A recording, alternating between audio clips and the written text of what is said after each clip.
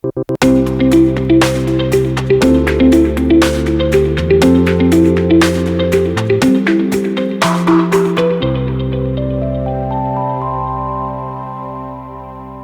uma boa noite a todos, sejam super bem-vindos. Daqui a pouco vai entrando aí o restante dos nossos connects. Eu vou usar o início só para compartilhar um pouquinho das nossas próximas agendas, dos próximos passos. E aí a gente já vai aí na sequência com o nosso convidado. Estão vendo minha tela, a famosa pergunta de sempre? Então, legal. Então, falando um pouquinho, pessoal, da nossa agenda, tá? Ops, vocês estão aqui na minha janelinha. Então, o nosso próximo encontro, tá? No dia 5 de outubro, vai ser um encontro só nós aqui, Connects, eu não estou trazendo nenhum convidado. Para quê? Para que a gente possa realmente explorar os próximos passos do que a gente tem feito aí do trabalho junto com as nossas instituições mentoradas, as ONGs, startups sociais, e também para aquela atividade que a gente fez um dos encontros anteriores, que é de aprofundar um pouco mais as conexões, os nossos grupos e os bate-papos. Tá? Então, é um momento aí nosso, no dia 5. O que é importante ter aí de informação? Tanto o grupo 1 quanto o grupo 2 já estão se encontrando, eles têm uma síntese de propostas para a gente pensar em ações aí que, com base naquele encontro, a gente sugeriu vários bate-papos, seja masterclass, seja algumas coisas interativas. Então, tem algumas propostas aqui para a gente conseguir evoluir.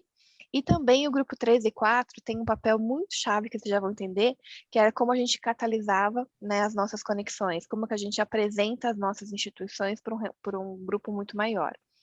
Então, vocês vão receber depois um pouco do material, mas a intenção é a gente trazer outros convidados para uma sessão, vai ser um work session, né, de Venha Transformar o Mundo. Então, a nossa contribuição vai ser um lab, né, para quê? Para canalizar conexões, abrir portas. Então, a gente vai trazer membros aqui, parceiros, para ser futuros clientes do Youngers, futuros parentes do Manobis, da Unileu e assim por diante, acionar a nossa rede de network para fazer esse convite especial, para que realmente a gente consiga ajudá-lo de uma forma um pouco mais intensa.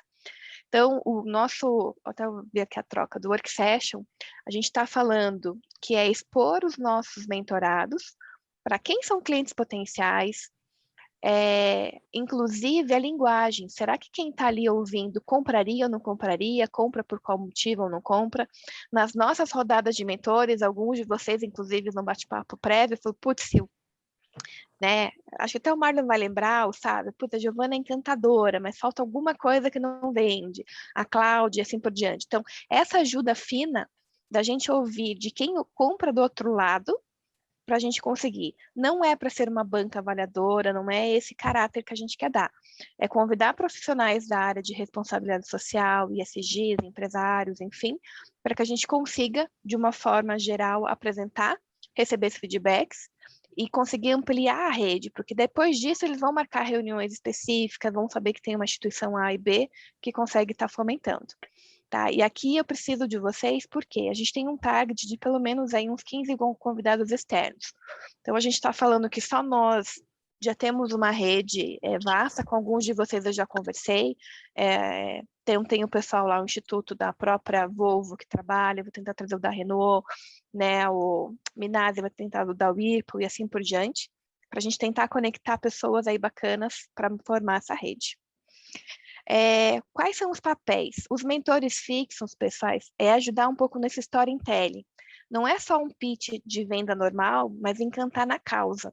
Então, assim, como que qual que é o trabalho e tudo mais, depois a gente pode conversar um pouco mais na sessão que a gente tem do dia 5, porque ainda vai ter um tempo, a gente está falando que esse encontro vai ser no final de outubro, e a gente vai dar um pouco mais de detalhes nesse encontro do dia 5. Aí, falando um pouquinho da nossa agenda de outubro, a gente vai trazer o professor Luiz Lobão, ele hoje um professor da HSM, também tem outras frentes. Ele já fez, como escritor, o livro de transformação digital, mas ele está lançando um novo, que é bem bacana, voltado para essa área do Agile Strategy Management. Então, ele vai trazer um pouquinho desses insights, né, voltado também para essa área de governança. Ele também lidera, junto na HSM, a formação de onboard digital. Então, assim, papel de conselho e tudo mais, para tirar aí uma dúvida, e era uma das temáticas que a gente incluía aqui na nossa trilha. Então, esse daí vai fechando nos nossos encontros aqui de outubro, que está voando. Para hoje, a gente vai fazer um pouquinho o inverso do que normalmente a gente faz. A gente vai separar nos nossos mini grupos, tá? Vocês vão ter um intervalo aí de uns 15 minutos. E para a discussão, a gente já está aqui com o Marcelo, que eu já vou apresentar, mas para a discussão, pensar um pouquinho na ambidestria. Então, assim, o que é ambidestria para você? Qual ambidestra tem sido tua liderança?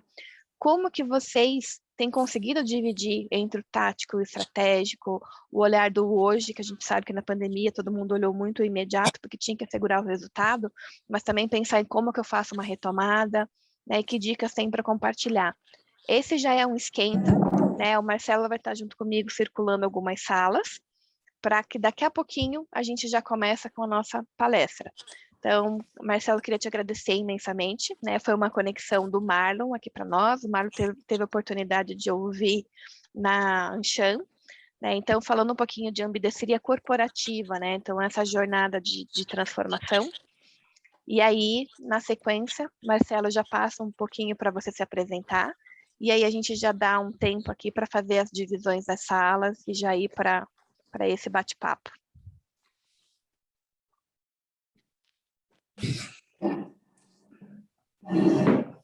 Ligar o microfone é sempre bom. Boa noite a todos. Boa noite a todos. Obrigado pelo convite, Silvana. Obrigado pela ponte, Marlon. Prazer estar aqui com vocês. Eu estou em educação aí full time nos últimos 22 anos. Depois eu falo um pouquinho do nosso grupo que está trazendo aí esse conteúdo para fazer mais do que, enfim, uma palestra, uma provocação para a gente pensar junto, debater o tema. Esse tema podem escrever em suas agendas, esse tema vai dominar essa década, principalmente a segunda metade dessa década, ambidestria corporativa.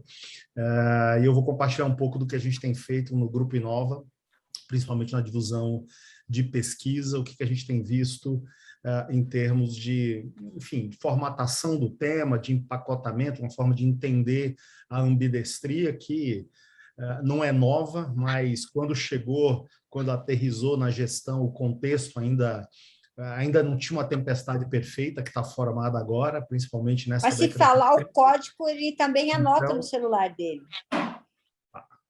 Então é isso, daqui a pouco a gente está junto aí para compartilhar algum conteúdo com vocês e algumas reflexões, enfim, do que a gente tem estudado e produzido sobre o tema.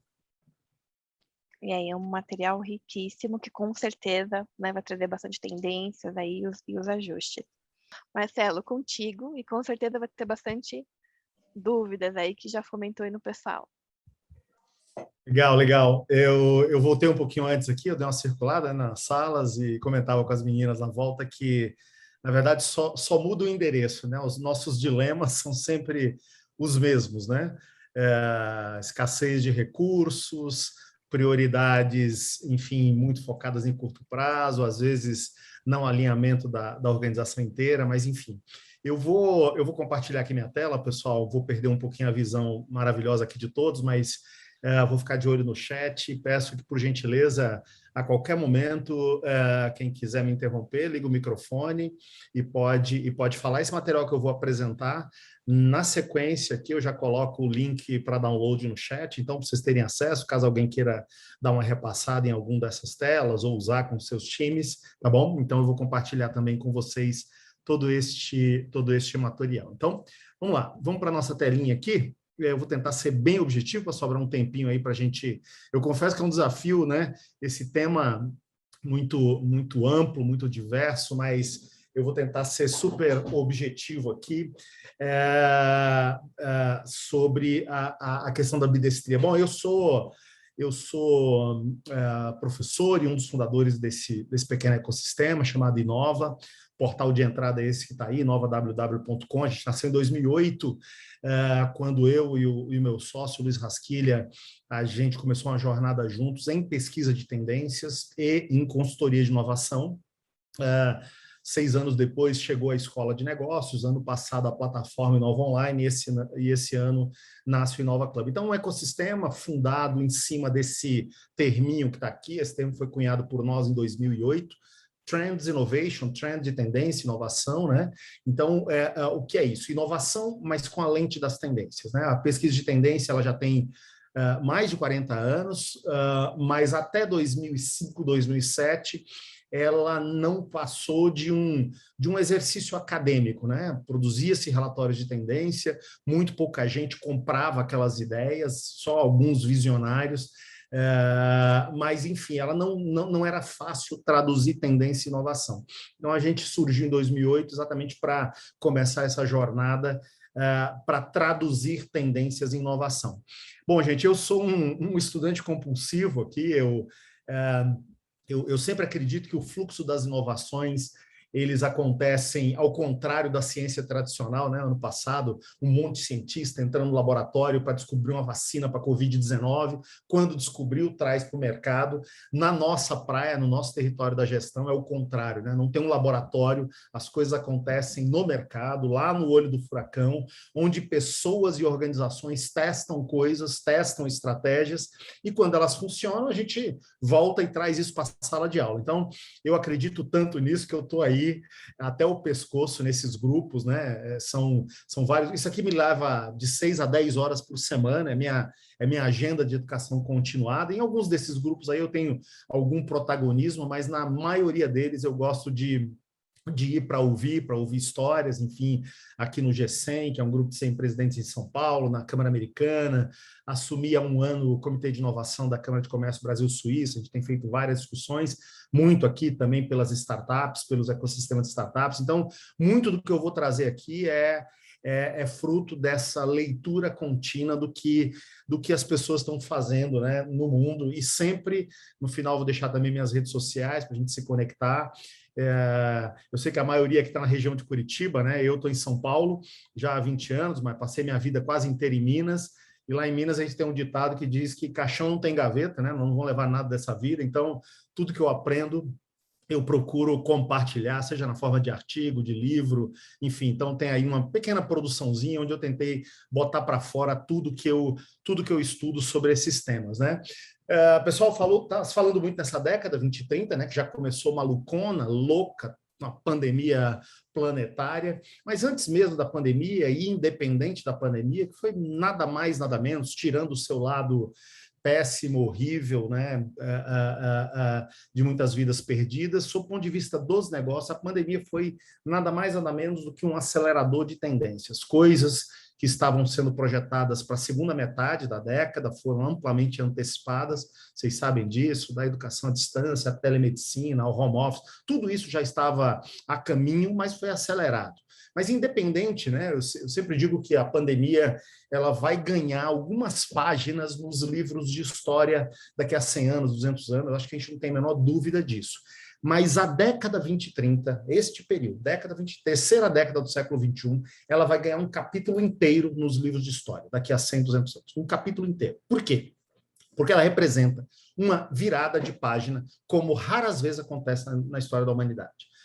Uma virada de página igual a essa que vai acontecer nessa década, aconteceu em 1800, quando a gente saiu da sociedade agrícola.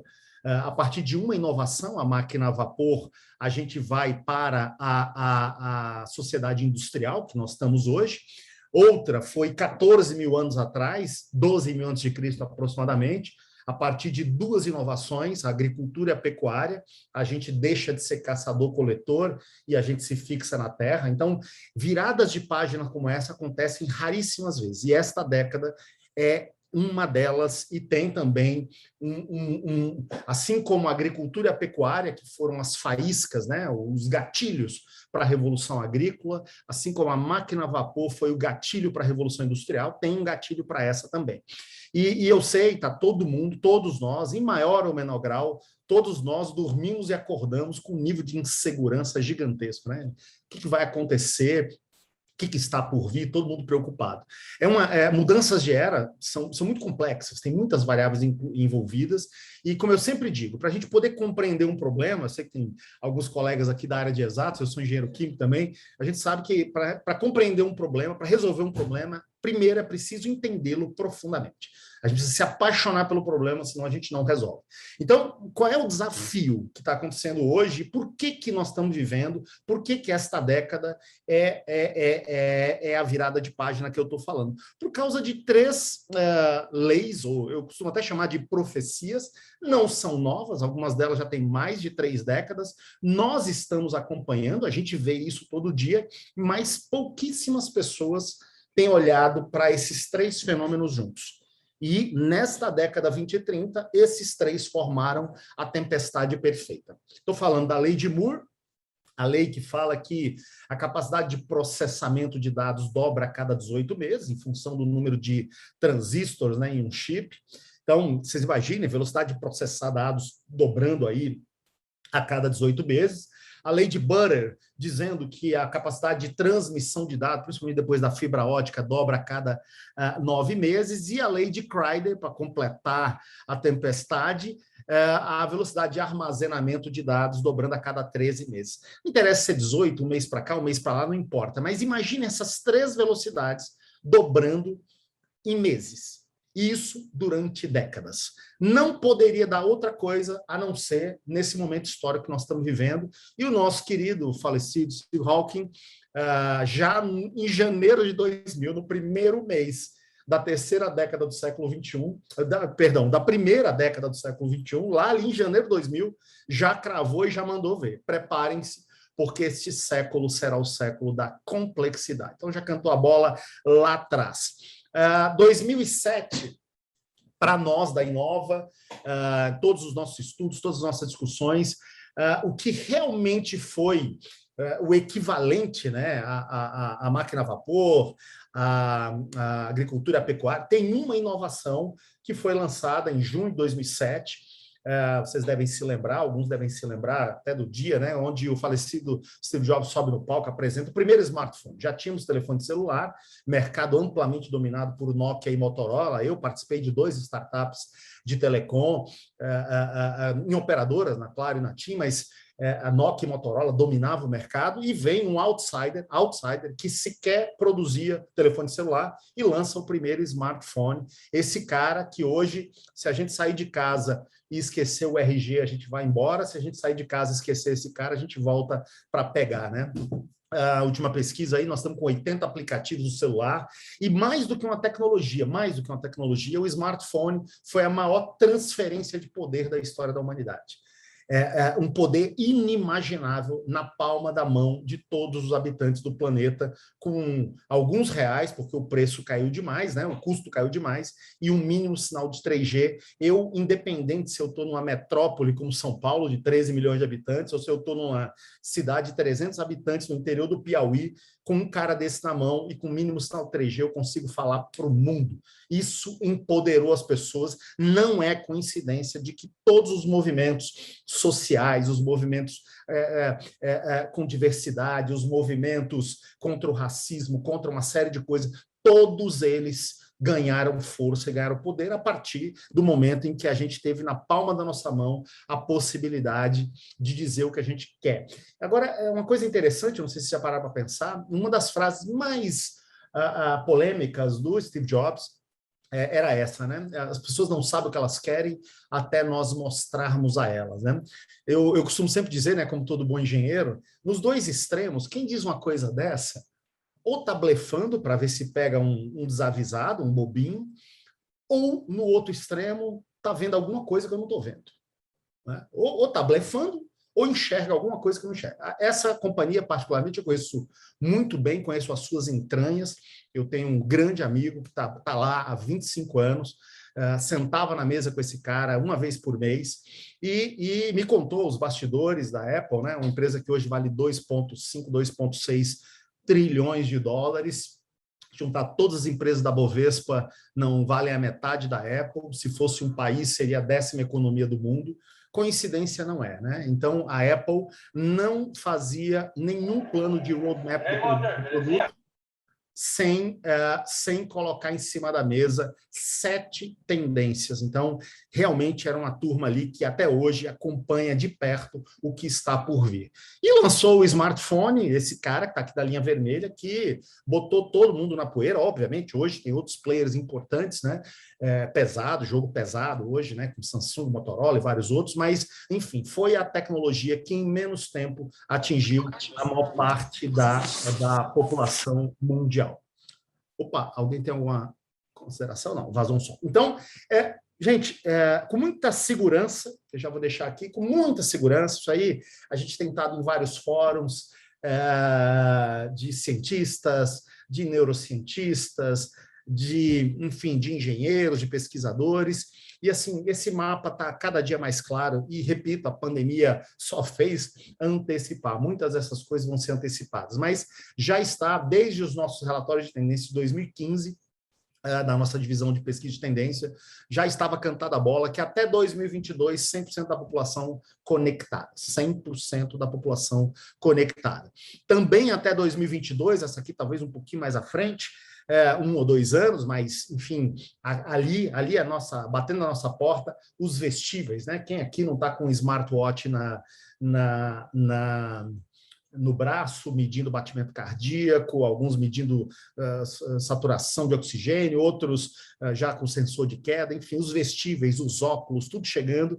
De 2022 a 2026, uma enxurrada de implantáveis, medindo toda as nossas questões de saúde, isso está aí. E o que assusta alguns, o que torna essa década quase que ímpar, quase que um filme de terror para alguns, aquilo que a gente chama era da singularidade. Até 2030, aliás, grande parte dos historiadores e dos pesquisadores acreditam que nós somos provavelmente a última geração de Homo sapiens, porque a partir do momento que você olhar na rua e tiver alguém com olho biônico, um rim artificial, um coração artificial, ou seja lá o que for, talvez a gente não possa mais chamar isso de um ser humano. Mas isso tudo está batendo a porta e aconteceu por quê? Simplesmente porque aquelas 3 leis de Moore, lei de Burr, lei de Crider, elas estão já agindo há décadas e elas não vão parar, né? A ciência não vai parar. Aquelas 3 leis vão continuar operando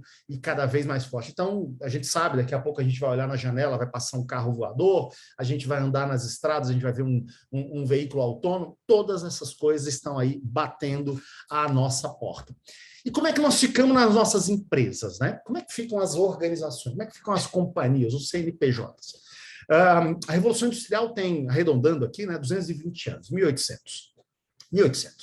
Notem aqui que interessante que apenas depois da Segunda Guerra Mundial, a sociedade industrial começa em 1800, mas só em 1958, 150 anos depois, começa a profusão de frameworks, de ferramentas para ajudar gestores de empresa a tornar suas empresas mais fortes, mais longevas, mais lucrativas e tal. Um monte delas. Vocês lembram aqui, ó, a Matriz SWOT, 1969, 5 forças de Michael Porter, 1979. 5 forças de Michael Porter, todos conhecem aqui, 250 milhões de citações tem essa ferramenta. Em artigos, teses de mestrado, 250 milhões de citações. Isso é mais do que todos os prêmios Nobel de Economia juntos, né? E essas ferramentas chegaram aqui num volume, numa profusão, só que muitas delas ainda estão nas mesas, nas equipes de planejamento estratégico, tá? O que é um perigo gigantesco, por razões que daqui a pouco eu vou comentar, mas o fato é que esse slide aqui, eu acho que eu queria deixar como um legado, se vocês me derem esse voto de confiança, eu queria que, pelo menos 2 vezes no ano vocês olhassem para ele e pensassem sempre nele, porque todo dia bate alguém à nossa porta com uma ferramenta, né? Com uma framework, com um modelo, com alguma coisa. Então, vamos ver se vocês concordam com isso. Daqui a pouco, no bate-papo, vocês me contam. Vocês acreditam que algum modelo contempla todo conhecimento? Não é crível isso. Nenhum modelo contempla todo conhecimento. Ele contempla parte. Estou dizendo que ele é ruim, mas ele contempla parte do conhecimento. Qualquer ferramenta tem que ser usada com inteligência. A gente já sabe. A ferramenta, dependendo da mão que a usar, Uma ferramenta que serve para uma coisa pode produzir outra.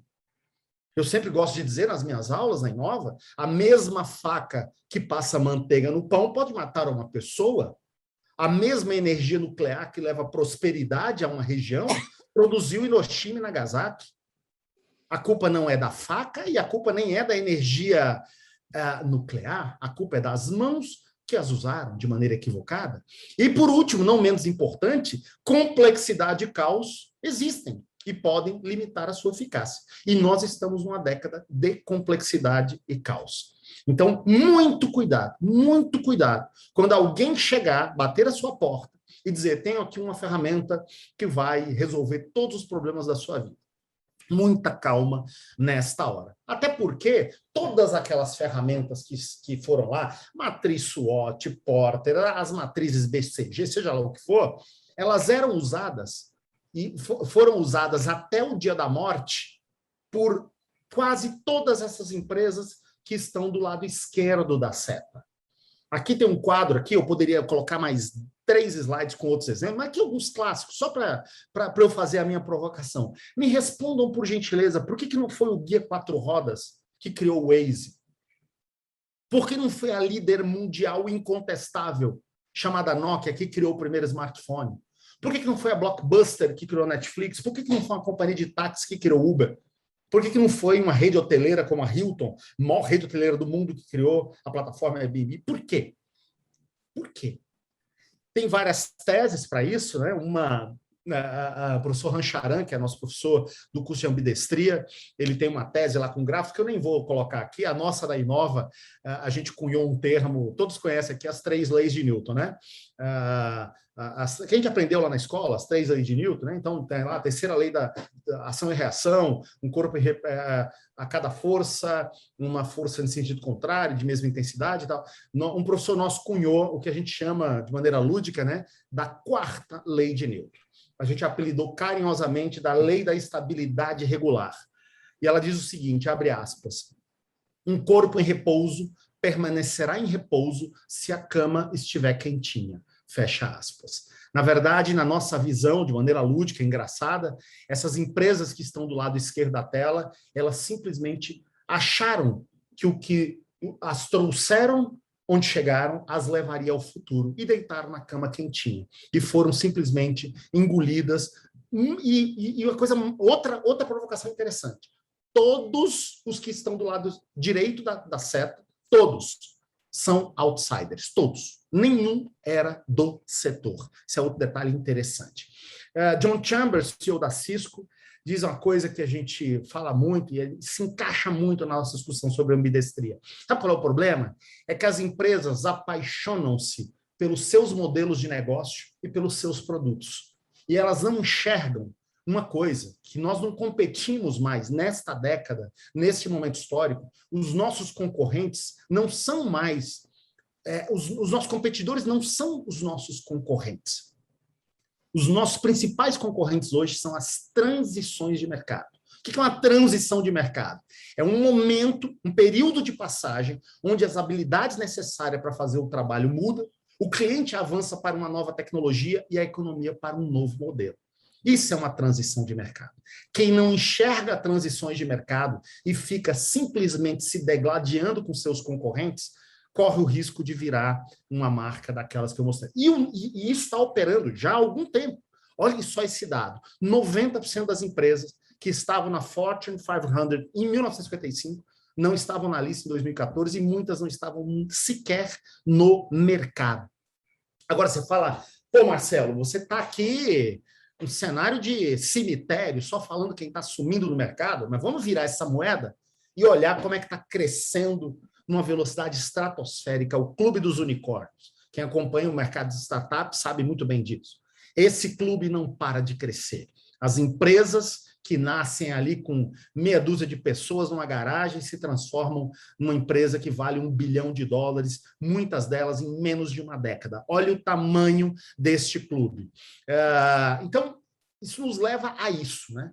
A maioria daquelas frameworks, A maioria daquelas frameworks, quem trabalhou aqui na década de 90, início dos anos 2000, sabe. A lógica era, temos que crescer, crescer, crescer, temos que matar nosso concorrente. As próprias 5 forças de Porter, temos que reduzir poder de barganha de clientes.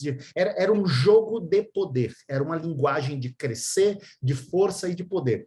Hoje, os gigantes estão sendo engolidos pelos pequenos nessa nova economia. Só para vocês terem ideia, dado recente, isso é outra coisa aí que, se vocês ouvirem, por gentileza, me ajudem a combater, porque tem uma galera também que é desavisada, que está falando, esse negócio de startup, isso aí é um ondinha, é uma modinha, isso é uma bolha, daqui a pouco vai estourar. Olha aqui o que é uma bolha. Ó. Nos últimos 5 anos, falando de 60 meses, 13,3 unicórnios por mês. Eu não sei aonde alguém consegue enxergar uma bolha disso. Isso é um movimento que não para de crescer. Então, a gente sempre tem dito, num tom de, ao mesmo tempo de alerta, mas de motivação, estou aqui com algumas anotações da sala, Salvio, não me lembro a sala que você estava, usou uma frase que a gente diz isso todo santo dia. Só a inovação assegura o nosso lugar no futuro. O Sábio falou isso numa sala de discussão lá. Então, é isso, só a inovação. E essas empresas estão fazendo isso, né? Obviamente, um movimento amplamente dominado pelos Estados Unidos, está aqui o mapa, Brasil ainda patinando nesse aspecto, mas, enfim, com alguns membros já nesse clube, poucos, mas alguns membros nesse clube, ainda temos muito o que avançar. O mesmo John Chambers, né, que fala das transições de mercado, outra dele, eu tive com eu e o Marlon, que está aqui com a gente teve com uma pessoa que se reportava a ele, o Aécio Albuquerque, o CEO da Cisco na América Latina, né? Outra frase maravilhosa, as empresas estão morrendo, sabe por quê? Porque fazem as mesmas coisas muito bem por muito tempo. Aí você fala, nossa, mas como assim? Fazer a mesma coisa muito bem por muito tempo, eu tinha que ser premiado e não morrer. Sim, num momento histórico que, infelizmente ou felizmente, não existe mais. Hoje, fazer a mesma coisa muito bem por muito tempo pode representar um futuro bastante perigoso. E aí a gente cai no nosso tema de hoje, estou com o olho no gato, estou com o peixe aqui, para eu não estourar meu tempo, que é ambidestria. O que é ambidestria, né? Se a gente for ao latim, né?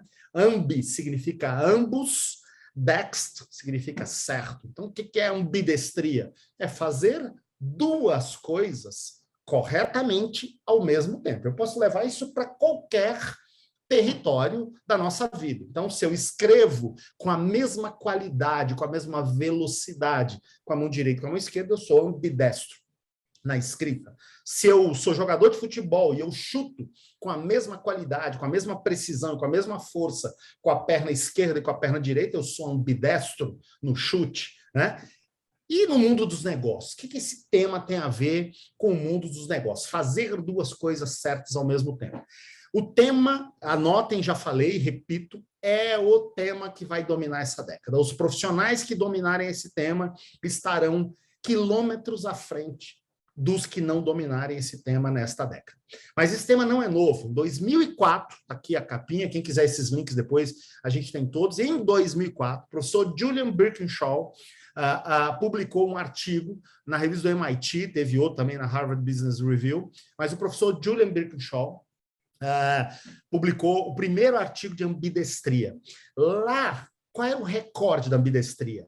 Dizia o seguinte, olha, a importância de olhar para o teu negócio, eu produzo telefone celular, então cuida bem do teu negócio, mas não tira o olho de novos negócios. Lembra aqui quem estudou administração, quando a gente falava de estratégias de diversificação, né? Cuida do teu negócio bem, mas fica de olho para ver se não tem outra oportunidade em outro setor, em outra indústria e tal. O tema fica adormecido, não pegou, não tinha contexto na época, então ele não pegou, simplesmente não pegou. Só em 2013, olha aqui embaixo, 2013, surge outro tema, outro artigo sobre ambidestria da BCG, depois em 2019, e sempre com recortes diferentes. Diversidade de dinamismo, flexibilidade e estabilidade, da arte do delírio, 2018, escala versus agilidade, e aí começou a vir aqui outros recortes de ambidestria, porque a chapa estava esquentando, a terceira década do século XXI estava chegando, e a turma começou a ver. Agora, meu amigo, não tem mais conversa. A ambidestria chegou e chegou para ficar.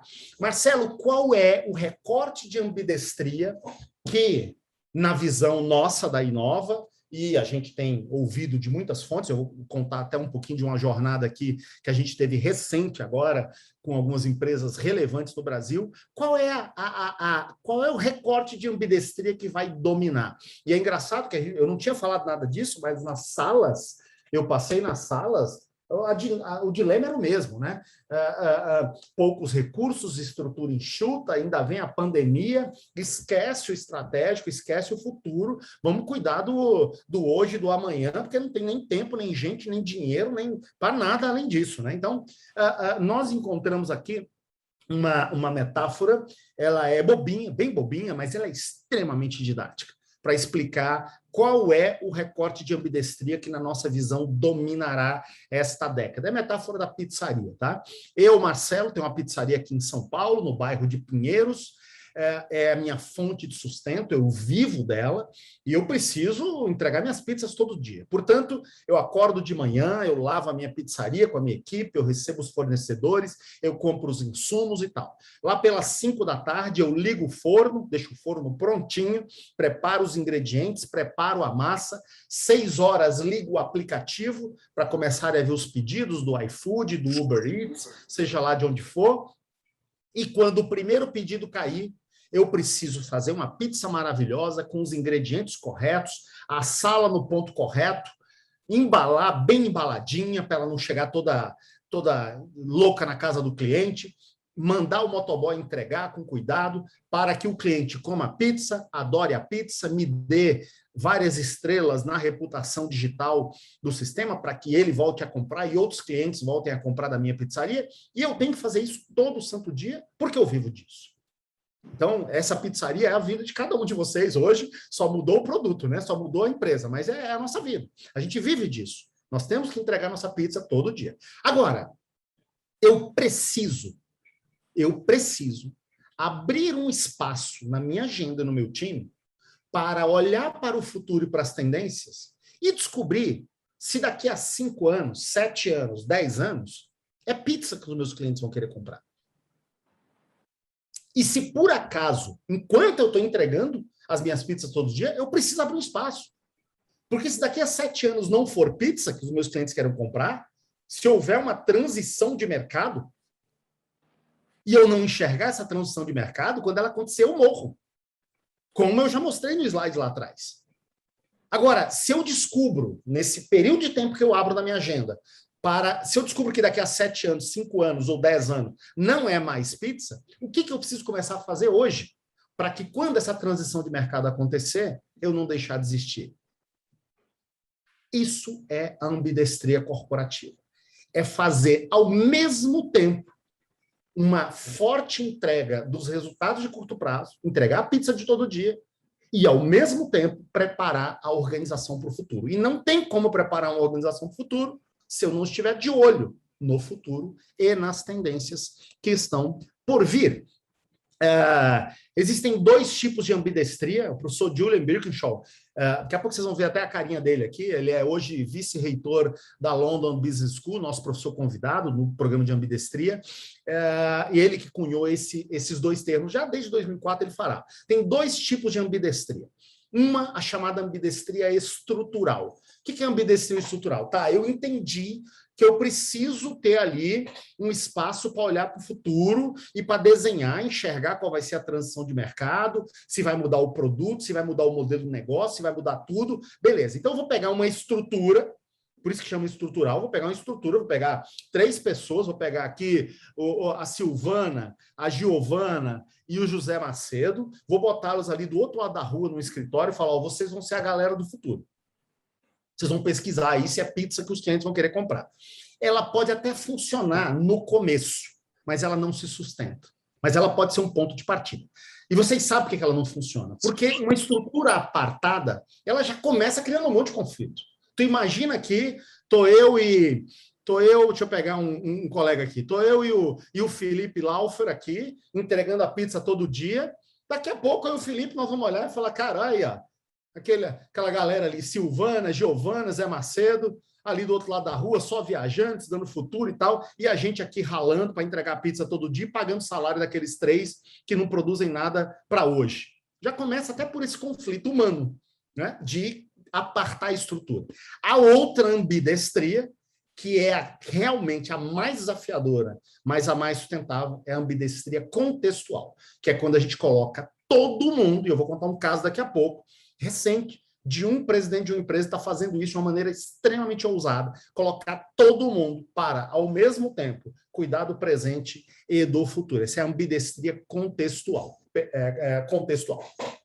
Bom, Marcelo, tá bom. Para eu fazer ambidestria, qual é o primeiro ingrediente? É o contexto da estrutura. Então, existem aqui já um consenso de que existem 2 variáveis que nos ajudam muito a entender qual é o território correto para se fazer uma jornada ambidestra.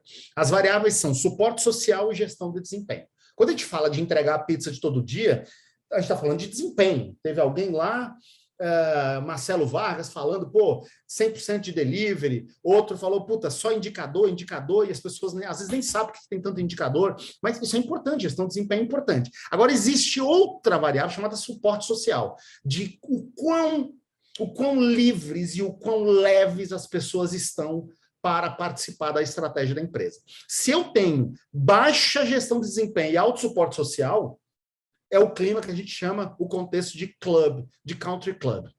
Os resultados estão sempre uma porcaria, mas está todo mundo feliz, está todo mundo livre, leve e solto. Não se faz ambidestria aí. No extremo oposto, alta gestão de desempenho e baixo suporte social também não se faz ambidestria, que é o contexto de burnout. A gente precisa ter esse estado de flow aqui no meio para fazer isso acontecer. Nós desenvolvemos na escola, inclusive aqui, uma ferramentazinha, se vocês quiserem usar, vocês podem aplicar isso na organização. Estão aqui perguntas, onde as pessoas dão nota de 1 a 7, tá?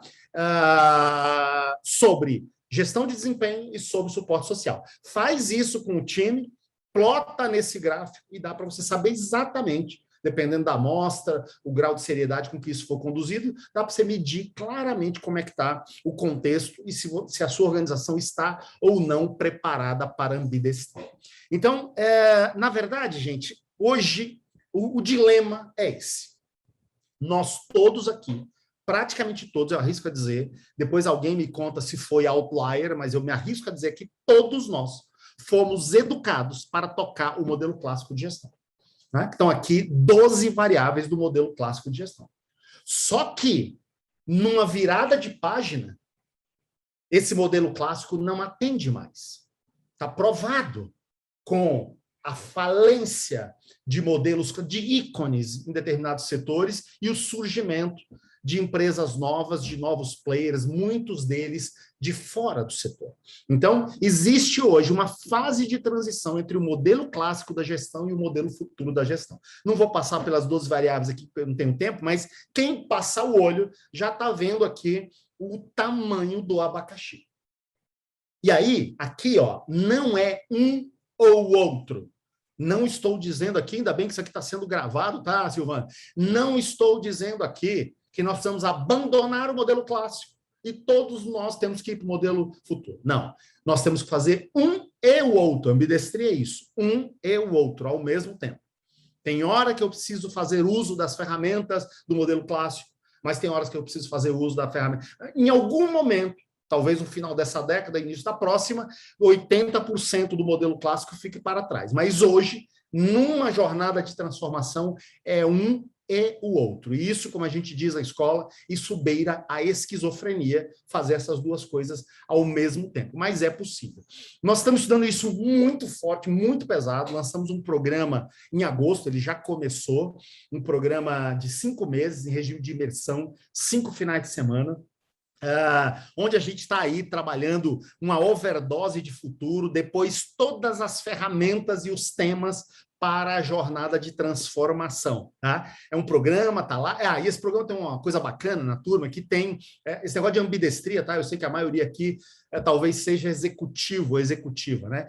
Ambidestria corporativa se faz quando 3 stakeholders estão convencidos e trabalhando junto. Não é um tema só para gestão.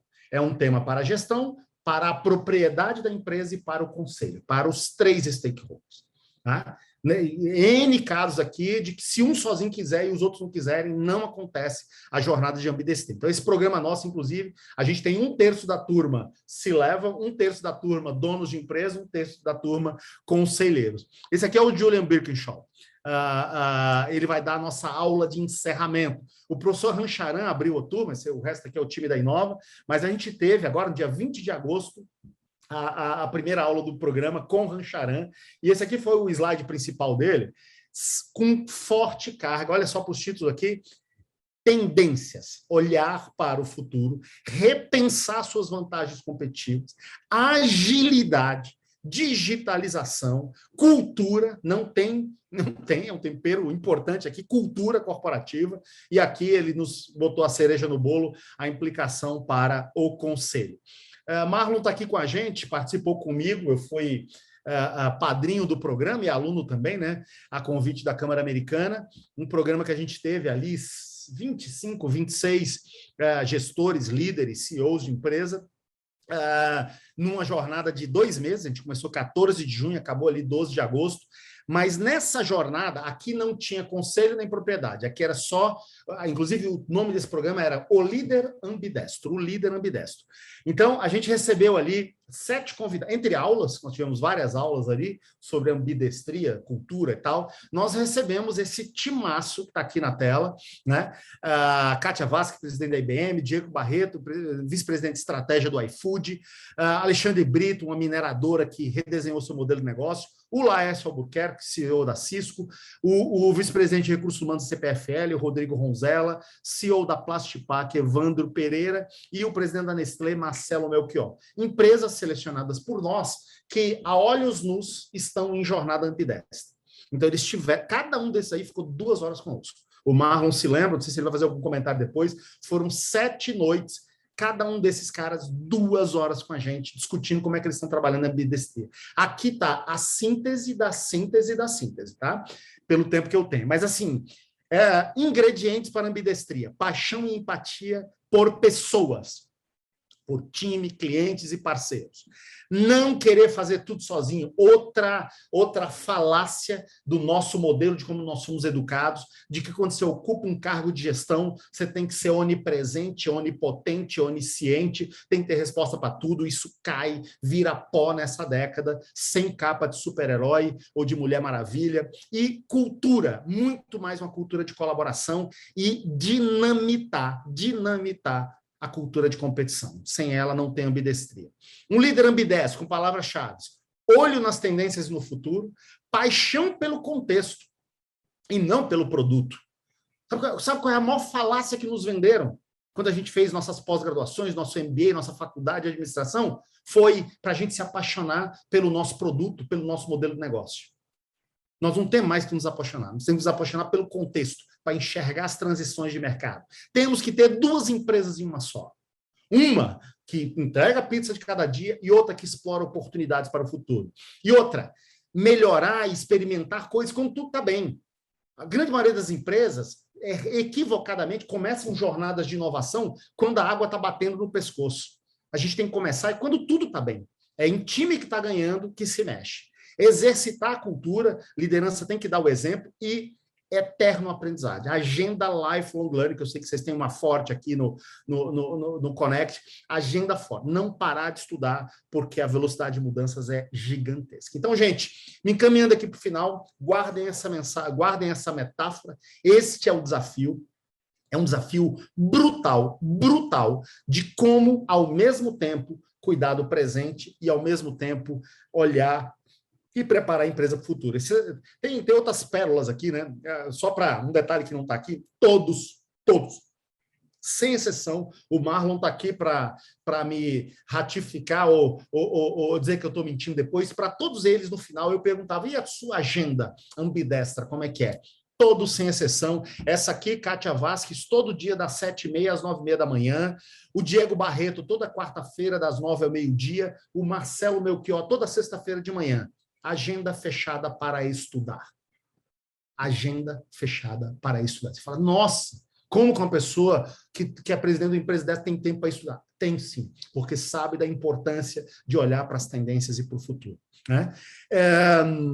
Então é isso, duas realidades em confronto. Nós temos um paper, eu vou deixar aqui para vocês depois os papers principalmente sobre o futuro, né? A gente tem muitos nesse site, novaconsulting.com.br/download, tem mais de 200 documentos lá.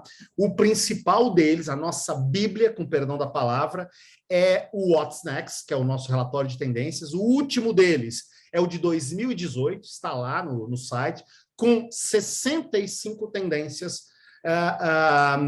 para esta década 2030. 65 tendências. Mas deixo um convite para vocês, olha, quem quiser ler o relatório What's Next, baixa aqui no Inova Consulting/downloads, junto com vários outros documentos. O que trata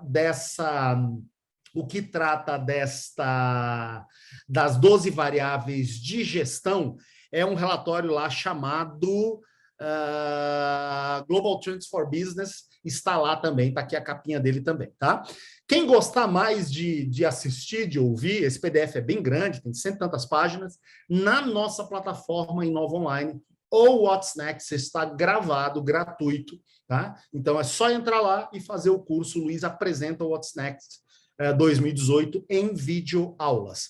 Mas, e o 2030 and Beyond, perdão, eu falei que o relatório que tem aquelas 12 variáveis de gestão é esse aqui, o 2030 and Beyond. Está aqui o link, está aqui essa apresentação eu já vou botar no chat aqui, não precisa nem tirar foto, nem anotar, porque vocês vão ter acesso a ela aqui. Então, podem baixar o PDF aqui por esse QR Code e lerem o 2030 and Beyond. Mas eu quero deixar um convite para vocês. O What's Next a gente faz, como eu disse, a cada 3, 4 anos ele é atualizado.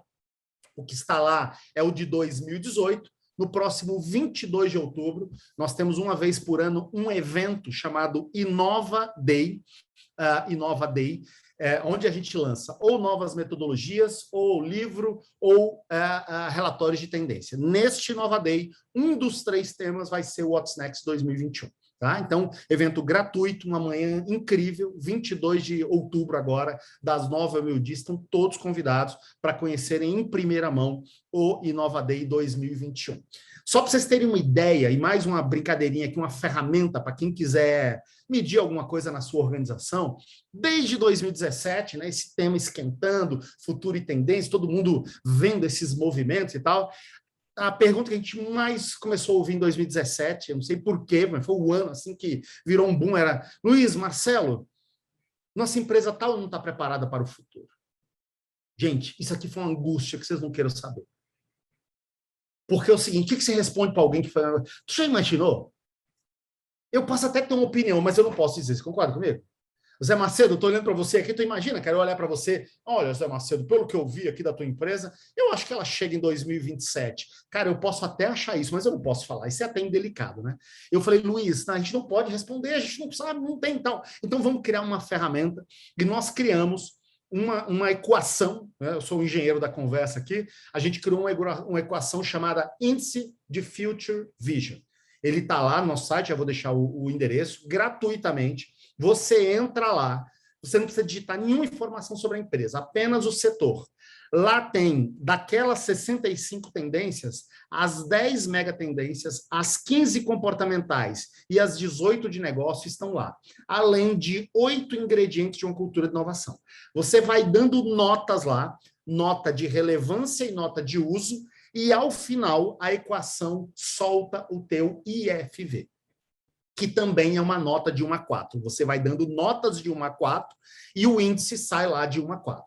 E a gente, carinhosamente aqui, a gente apelidou as empresas que tirarem nota inferior a 1,5 de 1 a 4, a gente chamou carinhosamente de Walking Dead. Elas ainda estão por aí, mas já morreram e nem sabem.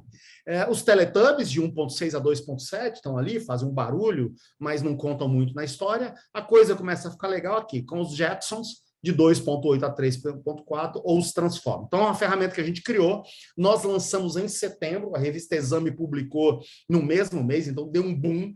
Nós já temos hoje 1.800, quase 1.900 avaliações feitas lá, 1.800 organizações que entraram, e elas, por si só, se deram essas notas aqui. Não fomos nós, foram as próprias empresas que fizeram a sua autoavaliação. Então, 53% se considerou Walking Dead, 26% Teletubby, 11% Jepson e 10% Transform. Então, a ferramenta está lá. Quem quiser usar, fique à vontade. Então, minha mensagem final é essa. Guardem esse slide. Esse slide aqui talvez é a síntese do que eu tenho para dizer para vocês. Apaixonem-se pelo contexto. Não apaixonem-se perdidamente pelos produtos que vendem hoje ou pelos modelos de negócio que tem hoje. Porque se o contexto mudar, talvez você tenha que mudar ambos.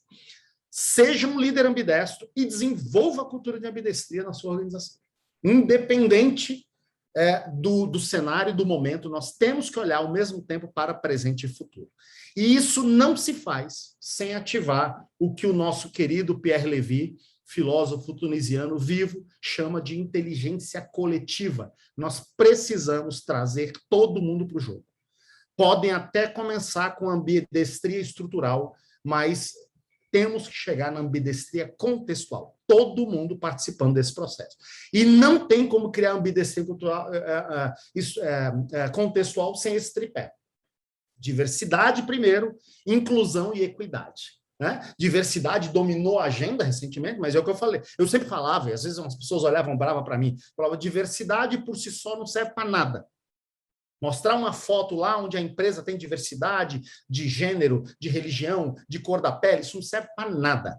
Só serve para ficar bonito na foto. A diversidade começa a ficar legal quando ela é inclusiva e depois quando ela traz equidade. A metáforazinha que eu gosto aqui é a seguinte: diversidade é convidar para a festa. Inclusão é tirar para dançar. Equidade é tocar a playlist da pessoa. Então, não adianta trazer a diversidade para a mesa se nós não dermos voz à diversidade. E quanto mais diversidade, mais inovação. Silvana, perdão, estourei uns minutinhos aqui. Gente, meus contatos, eu estou aqui nessas 3 redes sociais, está aqui meu e-mail, vou parar aqui de compartilhar a tela e já colocar para vocês aqui no chat esses slides agora, para que todos, quem quiser dar uma revisada aí nesse conteúdo, já pode baixar neste link da Dropbox que está aqui no chat. Era isso, vamos conversar, temos uns minutinhos ainda, né? Então, obrigada, já foi bem instigante, com certeza, já tem perguntas aqui que eu não vou tomar um tempo. Então, Felipe, manda a tua.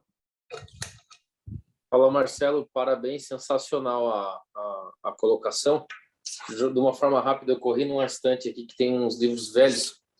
Em 2014, num voo, eu comprei esse livro aqui, Rework, e eu tinha vindo de uma empresa americana extremamente estruturada, com planejamento estratégico sensacional, que eu admiro até hoje, e estava lutando com uma falta desse planejamento estratégico na outra empresa. E eu li esse livro e falei, cara, esse livro, desculpa, é uma grande baboseira. E comentando com um cara que é um grande guru meu, ele falou assim, cara, foi o melhor livro que eu já li na minha vida. Eu falei, não pode, você é um cara inteligente, isso aqui é uma baboseira. O tempo passa, a gente entra em outras realidades, e assim como você olha e volta, eu lembrei desse livro que de 2014 hoje cabe assim, de cabo a rabo com aquilo que você está me falando e está nos trazendo. E aí eu trago a pergunta dentro desse contexto, é a seguinte. Para grandes corporações que têm diversas divisões em nível global, trazer a inovação, você nem sempre tem a capacidade de inovar no teu produto. Né? Você não está debaixo do teu escopo, você não tem essa capacidade. Que tipo de conselho, o que você poderia dar de palpite para quem quer fazer inovação dentro da sua área de jurisdição local? Já checo aqui a questão do PDF que não abriu. Felipe, eu dei uma enxugada aqui, né, pelo tempo e tal, mas a sua pergunta me faz trazer aqui uma reflexão que eu gosto sempre de fazer quando as pessoas me perguntam exatamente isso. Tá bom, o que eu faço? Principalmente quem está em corporações que recebem planos que foram montados lá do outro lado do oceano e tem pouca autonomia e pouca liberdade. Mudanças de era, elas são o convite perfeito para protagonismo. Protagonismo, né? Subir no palco, se expor e correr riscos. O não a gente já tem. Eu tenho um caso aqui de protagonismo de um cara chamado Charles Schweitzer, que hoje é nosso professor, nosso amigo. Esse cara, em 2010, Não me pergunte como. Ele estava assumindo como head de inovação da Leroy Merlin e conseguiu um cheque em branco dos franceses, para fazer um projeto de inovação, de cultura de inovação, bottom-up, com 28 lojas, 8 mil colaboradores na Leroy Merlin. O projeto chamava-se Leroy Merlin 2020. Ambidestria na veia. Tá? Inclusive, quem quiser ler, tem a HSM 132, nós fomos a empresa contratada na época, foi exatamente um pouquinho depois que o Luiz chegou no Brasil, que o Luiz mudou para o Brasil, a gente ficou 5 anos na Leroy Merlin, montando um programa de cultura de inovação, bottom-up, treinando todo mundo, ativando a inteligência coletiva e tal. 10 anos depois, de 28 para 43 lojas, de 8 mil para 16 mil colaboradores, dobrou market share e tal. Eu vi numa das salas o pessoal falando, tem a turma lá da grana, das finanças e tal, que quer saber só de payback, o tesoureiro, não sei o quê, que acha que é muito dinheiro, gasta com isso. Esse é outro dilema incrível, né? Então, assim, eu falei para vocês e acabei não contando, mas com a sua pergunta, Felipe, eu vou contar. Marlon se lembra, Jean Kleber, da Seva Saúde Animal, uma das maiores empresas de saúde animal do Brasil, crescendo 2 dígitos ao ano, vai dobrar de tamanho nos próximos 5 anos. Marlon, depois fez o programa, o Líder Ambi10 com a gente, você lembra dele, Jean Kleber, super participativo. Eu tive com 200 pessoas do time dele na tela, 3, 4 semanas atrás. O cara é louco, ele está criando um modelo lá, onde quer que todo mundo tenha o funcionário, estava na tela comigo, o funcionário que bate na porta de uma fazenda para vender comida para porco, ele vai ter um protocolo de tentar captar informações sobre futuro e tendências lá com o dono da fazenda. Então, ele está fazendo um negócio com toda a organização, a ambidestria contextual assim de A a Z. Linda, maravilhosa. Vai ser um desafio gigante. Qual é o desafio dele agora? Como trazer isso tudo, como reunir todas essas informações e trazer isso, espremer e ver quais insights ali fazem sentido ser trabalhados. Então, assim, Felipe, eu não estou te vendo mais aqui, não sei se você caiu, mas o fato é o seguinte, quem trabalha em grandes corporações, eu diria que 10 anos atrás o Charles poderia ter sido demitido, como quase foi. Hoje, Felipe, não tem uma organização no mundo que não está enxergando esse movimento. Estão enxergando. Então, se abre a voz lá dentro. E quem tiver algum perfil para liderar um processo como esse, quiser encarar, quiser se especializar em ambidestria, abre a voz. Hoje o cenário está mais aberto. Mas você pode tomar um não na testa. Ainda tem empresas míopes, que muito provavelmente ou não existirão ou chegarão pouco relevantes ao final dessa década. Mas está todo mundo vendo esse movimento, está todo mundo vendo. O próprio Laércio Albuquerque, presidente da Cisco da América Latina, perguntado aqui, o Marlon estava lá e ouviu essa resposta também. Perguntado sobre, cara, mas e os gigantes que você está brigando aí no mundo da tecnologia? Sabe qual foi a resposta dele? Lembra, Marlon? Abre aspas. Eu tenho mais medo das abelhas. Eu estou com mais medo das vespas desconhecidas do que dos leões conhecidos. Então, Felipe, solta a voz lá dentro, eu não sei em que fórum, não conheço sua empresa, mas assim, as organizações estão precisando de evangelizadores agora nesse momento. E quem tiver com esse discurso, agora você tem que ter discurso, você tem que ter oratória, você tem que ter narrativas boas para convencer a galera de que a ambidestria é importante. Fala, Marlon. Valeu, obrigado. Bom, Veras, legal ter você aqui, legal a gente voltar no tema. E um ou 2 minutos para lembrar até de outros temas que a gente falou que se encaixam aqui. Tem um dos slides que o Marcelo mostrou, que era do Country Club e do burnout, quando você pega em performance, geração de caixa, o último centavo, que você vai para o outro extremo da gestão de desempenho. Aquele é uma forma gráfica e bacana de 2 outros colegas que passaram com a gente nos nossos encontros aqui, Marcelo, que um deles falou, a inovação acontece na gordura. A inovação não acontece lá no último pedaço do desempenho. Não dá para ser razoável esperar a inovação, de fato, quando você está lá no último pedaço do desempenho. Dá para juntar isso de várias maneiras, mas o legal aqui do material que o Marcelo trouxe é que ele traz isso de uma forma gráfica e mensurável. Então, seja quem quiser para saber se a organização está com espaço para inovação de fato, tem que medir se você não está muito no extremo ou no outro. Country Club e a falência, hein? Raríssimas mercados controlados que conseguem viver em Country Club por mais tempo sem falência. Então, esse é um assunto, é legal ver da forma gráfica, que a gente viu outras pessoas falando, tá, a inovação acontece na gordura, e teve uma frase parecida com essa, falando, não dá para você estar lá com a última performance, pedindo o último segundo de melhoria da pessoa e esperar que a inovação aconteça.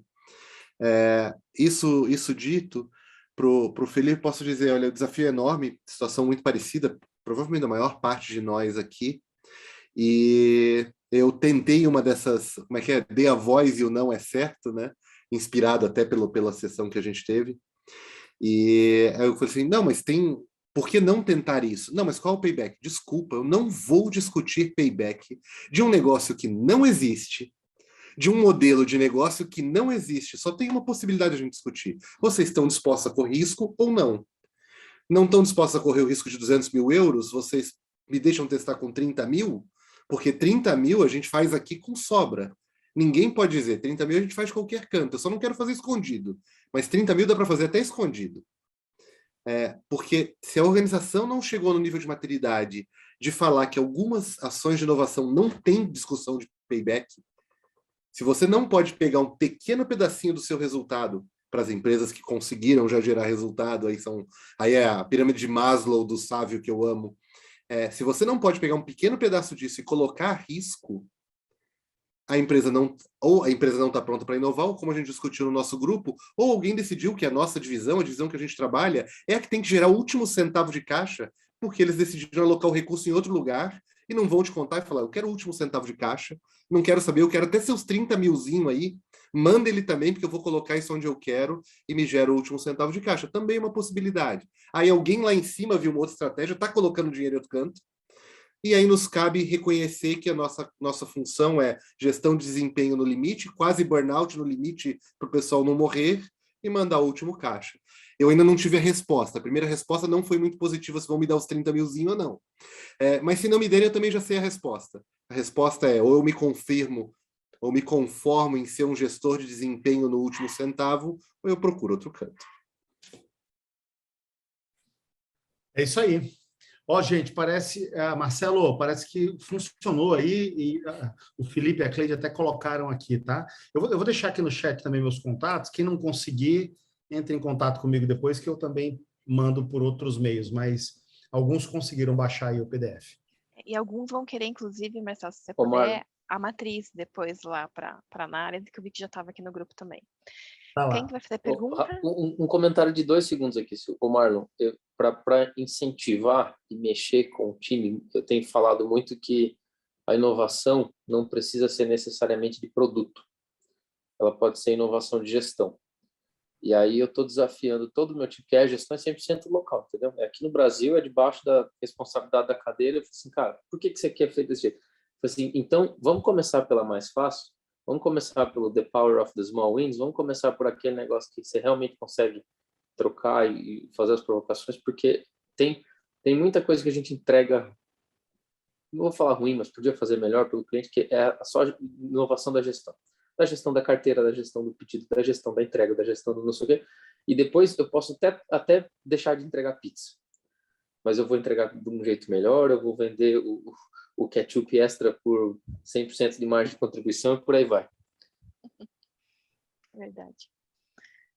Pessoal, mais uma pergunta.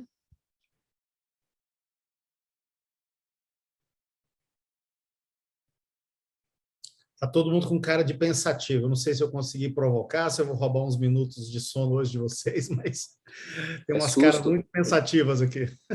Eu acho que só fazer um comentário, acho que a reflexão que a gente fez, Guilherme, aqui falando, a conversa que a gente teve no grupo antes ali, ela está bem em torno daquilo que você comentou, né? E o ponto que talvez o Marlon tenha dito agora, quando a gente está dentro de operações, né, que é um pouco o nosso caso, numa grande corporação que tem vieses de produtos ou serviços aí, você acaba sendo, eu costumo brincar, né, talvez aquela síndrome do primo pobre, né? A geração de caixa, o custo, ele está muito ali, né? Então a pressão pela performance, ela é 10 vezes maior do que áreas que eventualmente estão ali numa ponta de produto, mais próximas do cliente, etc. Eu acho que grande paradigma que eu vivo hoje na nossa cultura, e eu acho que grande parte dos meus colegas também, a gente tem uma cultura Lean muito forte, né? E a cultura Lean, ela fala sobre desperdício e ela é a base para a inovação, né? Para as transformações que estão acontecendo aí para frente. Mas ainda assim você tem aquela pressão violentíssima na vírgula, né? Porque apesar de você ser o polo de geração de valor, seja ele de um produto ou do serviço, você é a grande vazão, digamos assim, de caixa, né? De grana da companhia. E eu acho que essas tuas reflexões, elas trazem um contexto que a gente fala muito no performar para transformar, né? É o fazer o hoje com os olhos no amanhã. Mas eu acho que a gente ainda não tem a forma correta de contextualizar tudo isso e fazer esse encaixe naquele funil, né, do paralelo entre o futurismo e a estratégia. Né? Como é que eu olho o futuro, como é que eu trago isso para uma estratégia, como é que eu encaixo isso na minha tática do dia a dia. Em operações, eu percebo que talvez tenha uma dificuldade maior de você realmente corromper essa barreira do que, eventualmente, em outras áreas que estão menos próximas do chão de fábrica, vamos chamar assim, da produção, independente de ser um serviço ou produto. Eu não sei se a reflexão é válida ou não. Não, é muito válida, Guilherme, e assim, todo o processo que está em início de jornada, ele apresenta muito mais perguntas do que respostas, né? Por isso que eu estou aqui, assim, fazendo esse convite, quase uma convocação, se me permitem, porque de tudo que a gente tem estudado e observado, nós temos uma divisão de consultoria, né? A gente tem uma metodologia de planejamento estratégico prospectivo, já aplicamos em 25 companhias. Esta década a ambidestria vai se consolidar. Então, de novo, no início de jornada é hora dos early adopters, né? É hora dos evangelizadores, as pessoas que vão comprar a ideia no começo e saírem na frente. Então, tem muito pouca gente estudando isso, o tema ainda sabe aquela incompetência inconsciente? Eu nem sei que eu não sei.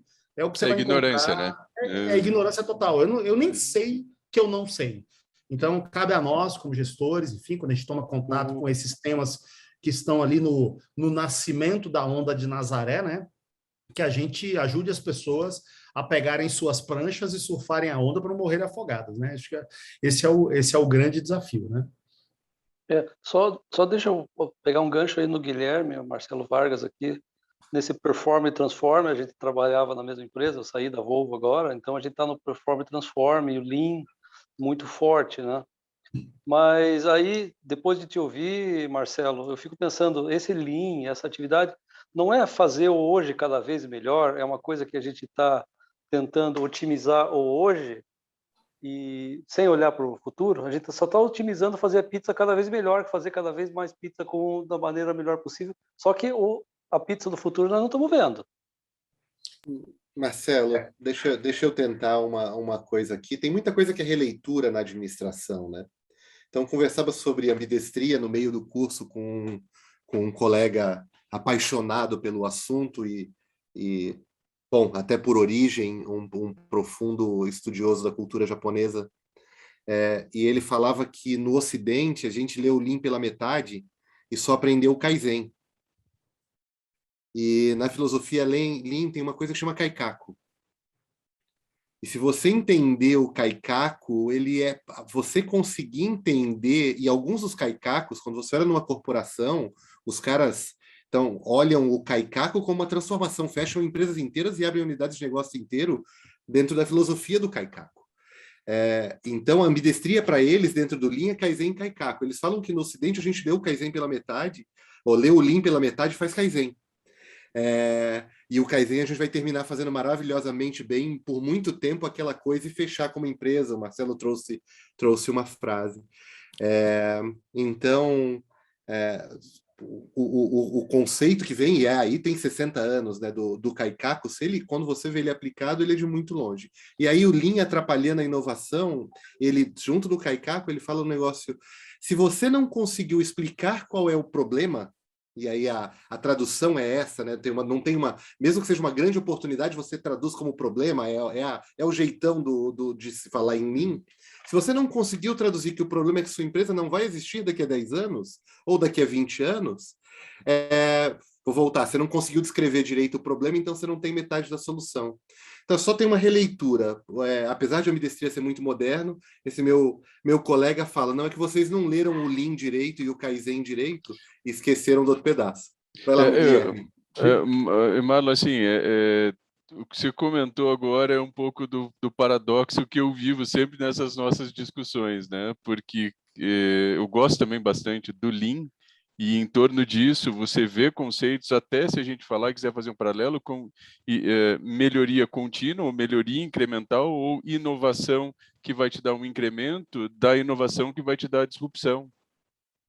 É o Kaizen e o Kaikaku, de certa forma, né?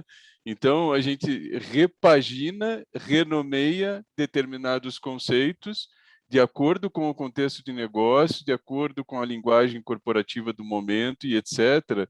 Mas se a gente voltar, parece, desculpa, sem falar em religião, acaba virando um pouco como a Bíblia, né? A reescritura da Bíblia, de alguma forma. Lógico que sempre com conceitos novos, mas em algum momento isso já passou na cabeça de alguém, né? Fechou, disseram tudo. E acho que aqui tem um ponto, seja o nome que a gente queira dar, acho que o ponto-chave até na tua fala final é o quanto da nossa agenda a gente está abrindo. Seja para aprender novos conceitos, então quando você fala do lifelong learning, a tua agenda, né? Quando você trouxe dos convidados, né, da Anshan, enfim, e ali é olhar, nu e cruamente, quantos por cento é realmente operação, quantos por cento é desenvolvimento de você ou do teu time, olhar lá na frente, porque acho que acaba ficando naquele, né, muvuca que é a rotina, e aí você vai sendo levado. Acho que tem essa repriorização de verdade. Marcelo, para variar, o tema passou voando, eu já imaginava, né? O Marlon já tinha dado o spoiler que era um tema bem contagiante. Pessoal, lá no nosso grupo, eu já mandei o material do artigo de vocês. A boa notícia, acho que o Rodrigo também está conectado, né, Rodrigo? A gente está num bate-papo para fazer a parceria do Instituto Connect com a Inova. Então, eventualmente, eles fazem algumas temáticas abertas com os professores e algumas coisas. Então, a gente vai trocando figurinhas dos eventos para a gente estar antenado também nesse próximo das tendências, enfim. Então, vai ser uma dobradinha bacana. E convidar também alguns membros de lá para eventualmente estar aqui transitando com a gente. Então, vai ser uma parceria também muito, muito bacana aí para esse nosso aprendizado contínuo. Então, muito obrigada novamente, obrigada pela conexão, Marlon. E o mais, deixo a palavra aí para você, Marcelo, para finalizar. Gente, prazer estar aqui com vocês, prazer conhecê-los. Desejo aí um ótimo restinho de ano para todos, muita saúde para vocês, para os seus. Ano que vem, eu sei que a maioria aí está na região de Curitiba, ano que vem nós vamos estar aí com a nossa unidade física. Já lançamos no ano passado, já tivemos uma turma de pós-MBA, uma de conselheiros, mas agora nós vamos estar aí, espero estar várias vezes em Curitiba, quem sabe um dia conhecê-los pessoalmente, tomar um café e a gente trocar mais ideias sobre esses temas fascinantes. Foi um prazer, boa noite a todos, até uma próxima oportunidade.